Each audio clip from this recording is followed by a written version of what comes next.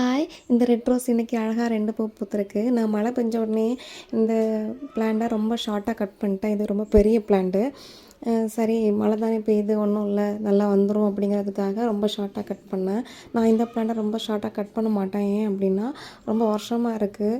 சரி ரொம்ப பெரிய பிளான்ட்டா இருக்கிறதுனால இருக்கட்டுமே, நான் ஒரு வேளை கீழே எடுத்து வச்சுட்டேன் அப்படின்னா, இது கொஞ்சம் வேகமாக வளர்றதுக்கு ஈஸியாக இருக்குமே அப்படிங்கிறதுக்காக தான் நான் 1, 2 பிளான்ட்ட ரொம்ப பெரிய பெரிய பிளான்ட்டாவே வளர விட்டுருக்கேன்.